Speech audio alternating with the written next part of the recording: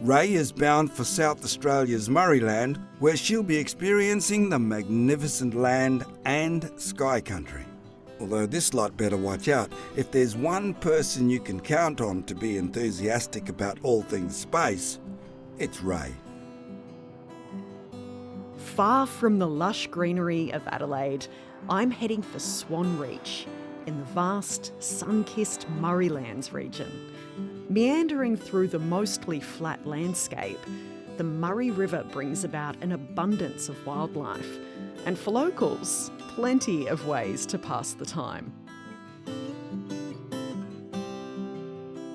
Tonight, I'm excited, not only for relief from the 40-degree heat, but for the spectacular night sky that reveals itself like nowhere else in the country. I'm not here for long, but the local I'll be meeting will be making sure that my visit is a memorable one. Kelly has called this beautiful place her home since she was a child and has made it her mission to showcase the region to the world.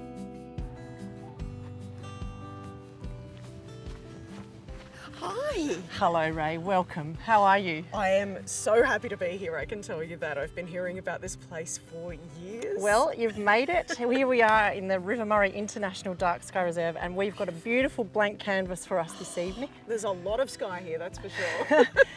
I'm really excited to show you the rest of what this place is about as well. So we're here at Big Bend Cliffs. It is the tallest, sheerest, most continuous stretch of cliffs anywhere along the Murray River. Really, right here? Yeah, and look at it. The cool. best way It's to gorgeous. experience it, floating down the river on a houseboat, kayak, stand-up paddleboard. That sounds good. Are we going to do any of that? Not tonight, maybe tomorrow. Okay. But I do wish to show you the Aboriginal site, which is called Nort Nort Conservation Park. And, you know, ancient rock carvings there, and we're going to have a tour. Fantastic. And then we're going to finish the evening by meeting with our astronomer Joe and Lynn on the cliff top. I cannot wait. That's going to be excellent. We're going to be having a great night. Let's do it. Should we go? Come on. My name is Kelly. I'm the owner of Juggle House Experiences. I'm a South Australian tour host, and it's my pleasure to show people this region from all around the world. Juggle House Experiences does tours all around South Australia. The Dark Sky Tour is our signature. This is a great showcase of our local area where we go to Nort Nort, the Aboriginal archaeological site, have dinner at the Swan Reach Hotel, and the icing on the cake is the astronomy session, looking through a powerful telescope and the laser pointer and having the universe explained to you. Hello. Ray, Hi. gives me great pleasure to introduce you to Ivy, elder of the Nangaraku tribe, Hi. her husband Sam, Hello. and son Riley. Hey Riley, how you doing? Good. Thank you so much for having me here. This is beautiful. This is a really special place. Now, we'll just do the welcome to you to the country, because you're a stranger to our piece of country, so that you walk amongst the ancestors as well as you walk amongst us. So please enjoy and just take this in.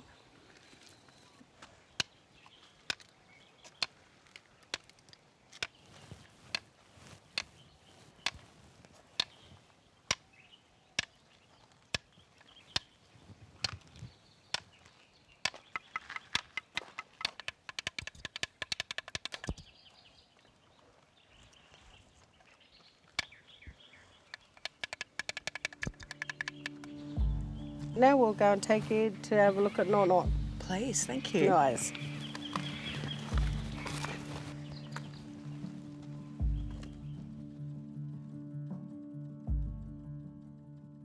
Ivy and I have known each other for a very long time, decades, and we grew up in this area together and we have a very special bond.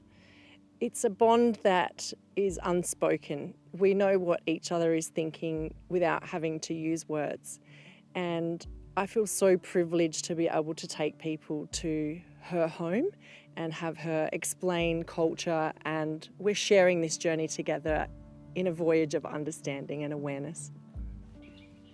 Okay, this site here is very special to us because this site is the first recorded archaeological dig to be done anywhere in Australia. Wow. So can you see that small trench leading to the back wall?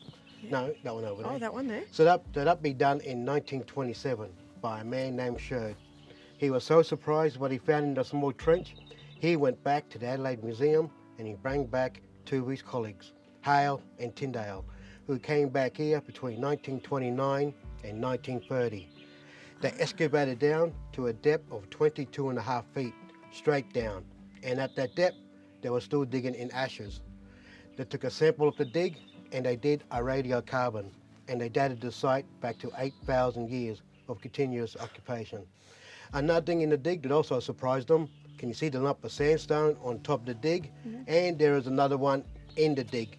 So when the two scrubbed underneath the sandstone, they found out that the engravings underneath the sandstone was exactly the same as the ones on the cliff face here. So that means when our people went away and then came back to a bare piece of ceiling, we just automatically redid the same engraving back on top of the cliff face to continue all of our stories.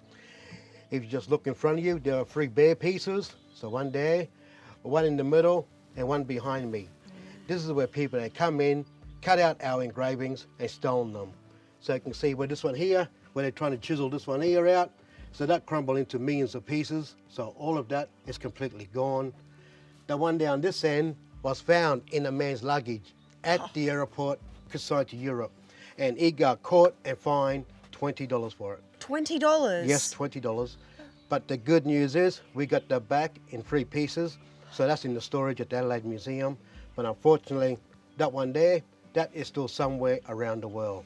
But with so much people that come here, I hope they recognise it and bring it back to where it belongs. So hopefully back to us. Yeah. Now I'm going to hand you out to Abby and she can explain some of the engravings to you. Thanks, Uncle. So the sun symbol, that was the women's symbol. Yeah. That's what the women came under. The men came under the moon for hunting all late at night, you know, early in the morning. Men weren't allowed to come into this camp until the sun came up if they came back late. So, yeah, so when you see the sun symbol, it showed you that it was the women's camp, but this also was the main camp. Over 50 people camped here under this area. Incredible. So, yep, I will hand you over to Riley, and so Riley can do his bit now. Cool. So, the long-necked turtle, he has a flat shell, long-necked head, even holds it for air bubbles. And the short-necked turtles, they got dome shells. You got your duck footprint with a webbing, wading bird footprint, kangaroo footprint, and the echidna. And I'll give you a demonstration of the echidna. Hey, nice. Got the shape as an echidna. That's his demonstration that he put in. That's got nothing to do with me. He just said his little round shape like one. Yeah. Thanks so much for showing me this. This is incredible. No, thank you for coming. We always say to people, let people know about us and spread the word. Will do.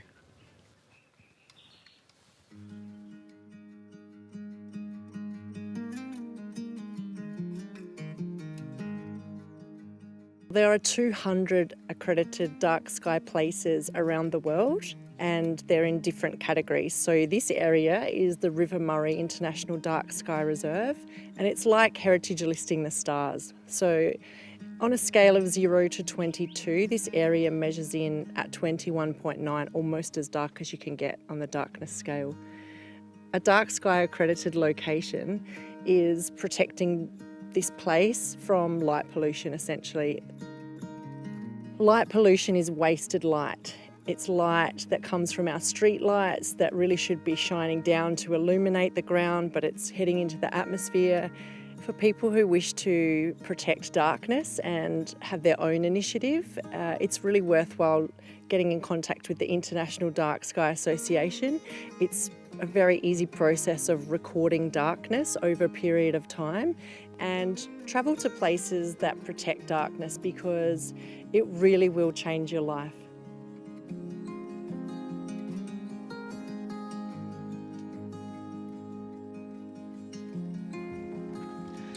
Hello, Joe. I'd like to introduce you to Ray. Hello, Ray. Hi, How are Joe. you? Lovely to meet you. Yeah, same here. Oh, look at this. This is fabulous. Ray, this is my own home-built telescope. A friend of mine made it for me. Incredible. Even when the scope is pointing straight up, I never have to use a ladder to get to the eyepiece. It is always at my eye height, How good's that? That's great. Magic. It really is magic. But this telescope is sort of semi-automatic in that I can use the computer over here Okay. just to dial up an object I want to see in the sky. I press my little green go-to button and the telescope automatically moves up, as you'll see in a second. If you'd like to look through there, Oh, please, the yeah. telescope is actually pointing at the biggest planet in the solar system, Okay. planet Jupiter. Oh, yes. So look in there Oh, wow. and you'll be able to see the ball of the planet. Yep. And then there's some there's moons. three little stars next to it. Yeah. They are 3 of the 4 big moons of Jupiter. They are as Amazing. big as our own moon Yep. and discovered by Galileo. Well, there you go. We call them the Galilean moons because he saw them first in Good name. 1609. Yep. Those little stars, those moons, are as big as our own moon. Oh, And the planet itself that you're seeing there, that's over 10 times the diameter of the Earth. And you're seeing it as it looked like 40 minutes ago because the light from Jupiter is taking 40 minutes to travel here. Yep. All right, now, I've wowed you with Jupiter. Yes. So let me find you Saturn now. Please, I love Actually, the Saturn. telescope will do all the work. It really does what I tell it to do. I love So this I just so go much. here, I flick the switch over to Saturn. Yeah. Its computer's already calculated where it's got to go. It literally just says And- Saturn Guide. That's yeah, great. and all I've got to do is press that little green button there Yeah. to get the telescope to go to Saturn. No way. Here we go. Oh, that's so Just cool. wait a few seconds. Yeah, that's incredible, isn't it? So you could be doing all sorts of things while you're waiting for this to swing around. You can chat usually, to people. Usually get a drink, a cup of coffee or a glass of cold water if it's really hot. It's so good. And there is Saturn in the eyepiece for you. Oh, there it is. Oh, that's amazing. See the rings? Yeah, the rings are so bright They're at the gorgeous, moment. aren't they? Yeah, they're amazing. Those rings are absolutely gorgeous to Yeah. look at. The reactions I get from people are very similar to yours. Some people look through the telescope, look at me, look through the telescope again, and then come back and say, "Is that real?" Or, "Oh my God, I didn't believe it would look like that." Saturn has that effect on people, they I think. They are stunning. They're big, you know. They're over 200,000 kilometres in diameter, but they're only 100 metres thick. Yeah. So when Saturn moves around in its orbit around the Sun, the angle at which we view those rings changes. Yeah. Yeah, I've been doing this for well over 50 years now, and I never ever get tired of looking through the telescope. I don't know how many thousands of times I've seen Saturn or Jupiter through the telescope, or some of these other galaxies and things. I never get tired of looking.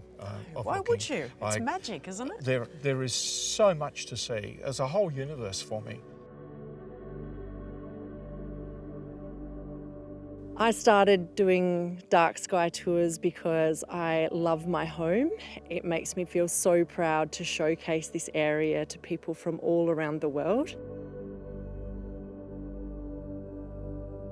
When you are standing on the cliff top above the Murray River, looking up into the universe, your problems seem so meaningless. It is an insignificant feeling as a human to look there and see and feel so profound about what's up there. And to be able to see it through people's eyes, it's just exceptional. It makes me feel really proud to come from this area.